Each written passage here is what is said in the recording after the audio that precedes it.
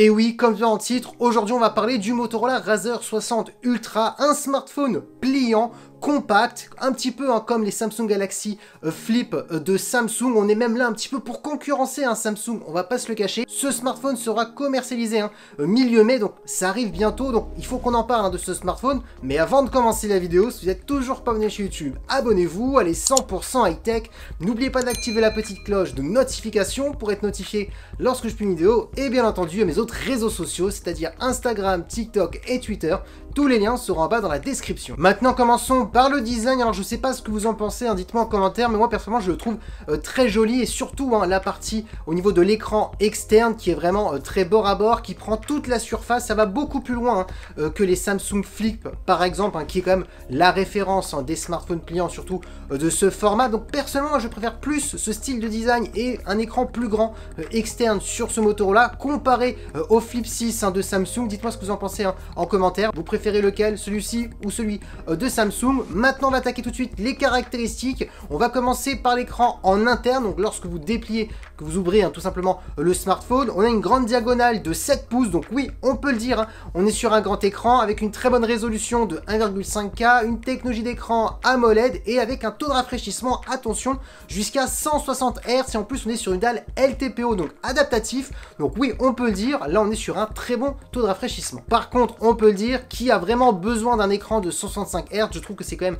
marketing. Je trouve que le 120 Hz sur un smartphone suffit amplement. Ensuite, ce qui est un bon point, c'est qu'on a un écran qui est compatible HDR, HDR10+, et Dolby Vision. Donc oui, on a les meilleurs HDR à bord de ce smartphone, donc parfait pour regarder des contenus multimédia. La marque a annoncé qu'on pouvait monter jusqu'à 4500 nits. Donc oui, on est sur un écran très lumineux, même si je vous le dis souvent, c'est marketing. Il faut souvent diviser ces gros chiffres par deux, parce que eux utilisent des machines pour prendre ces mesures. Ils boostent tout au maximum. Et nous, quand on utilise le smartphone en utilisation plutôt lambda, plutôt classique, on n'atteint jamais ces pics. Donc on peut le dire, c'est quand même marketing, mais oui, on sera sur un écran très lumineux. Et pour terminer, au niveau de la caméra frontale, on est sur du 50 mégapixels. Donc oui, on peut le dire, on est sur un excellent écran quand vous ouvrez le smartphone. Maintenant, parlons de l'écran en externe, parce que oui, cet écran-là est fait pour être utilisé. C'est vraiment pas un écran juste pour quelques notifications, etc. On peut vraiment utiliser cet écran quand on n'a pas envie de déplier complètement son smartphone. Et on peut le voir, parce que quand on regarde la fiche technique, c'est quand même plutôt bon. Donc on est quand même sur un grand écran de 4 pouces. Alors oui, certes, 4 pouces, c'est pas énorme, mais pour ce style d'écran, je veux dire, c'est quand même plutôt grand. En plus, on a un écran qui est extrêmement lumineux parce qu'ils ont annoncé des pics max jusqu'à 3000 nits. Un écran réactif parce que oui, on peut monter jusqu'à 165 Hz comme l'écran en interne. Donc ça, c'est vraiment un bon point. En plus, cet écran est compatible HDR10+. Franchement, on peut le dire, ça reste pour en parler le meilleur écran externe pour ce style de smartphone. Alors maintenant, parlons un petit peu des points faibles souvent des smartphones pliants. La partie photo, oui. Comme c'est complexe, vu qu'il y a beaucoup moins de place dans ce style de produit, c'est extrêmement fin, on n'a pas les meilleurs capteurs et souvent on n'a que 2 capteurs.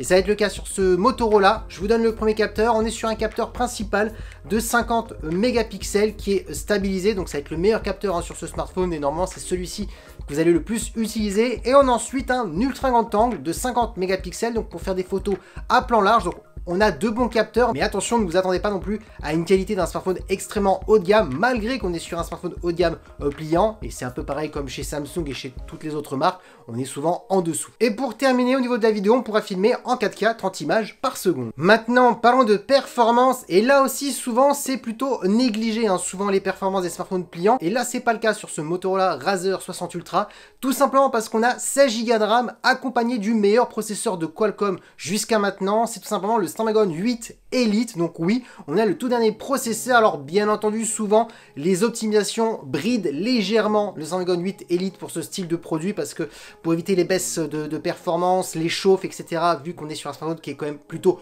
complexe, mais on sera sur d'excellentes performances, parfait pour faire du gaming, jouer à des Call of Duty mobile, Genshin Impact avec des graphismes en élevé, ou même pour une utilisation plutôt classique. On est sur un smartphone polyvalent. On a en plus directement 512 Go, parce que oui, pour la France, on devrait avoir qu'une seule version. Ensuite, on a un son stéréo, donc intéressant pour les personnes qui aiment bien regarder des contenus multimédia. En plus, comme on a un bel écran avec de la HDR10+, Dolby Vision, c'est plus qu'intéressant. Et pour terminer, on a une batterie de 4700 mAh avec de la recharge ultra rapide de 68 watts, et on a aussi de la recharge rapide filaire de 30 watts. Et en termes de connectivité, on a de la Wi-Fi 7 et du Bluetooth 5.3. Et oui, vous voulez connaître le tarif? Et bien, si vous ne le connaissez pas, il a été annoncé au tarif de 1299 €. Alors personnellement, je trouve Donc on est vraiment sur un très bon tarif, on n'est vraiment pas sur un tarif qui est extrêmement élevé. Quand on regarde la fiche technique, déjà notamment au niveau des performances, on a le Snapdragon 8 Elite qui est le meilleur processeur de Qualcomm. En termes de photos, on a déjà quand même 2 très bons capteurs, malgré qu'on n'a pas de téléobjectif, c'est dommage, mais bon,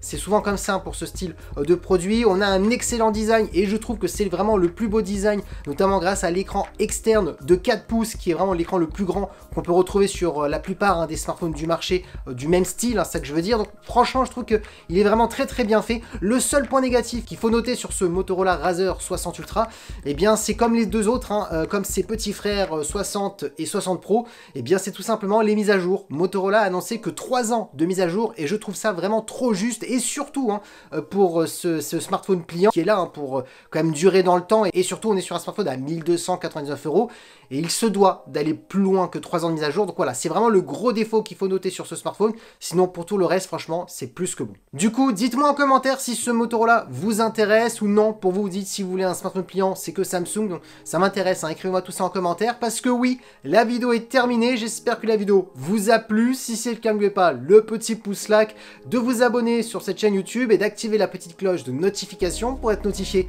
lorsque je publie une vidéo. Et bien entendu à mes autres réseaux sociaux, c'est-à-dire Instagram, TikTok et Twitter. Tous les liens seront en bas dans la description. Et maintenant, je vous dis à très bientôt. C'était Lorenzo High Tech. Ciao!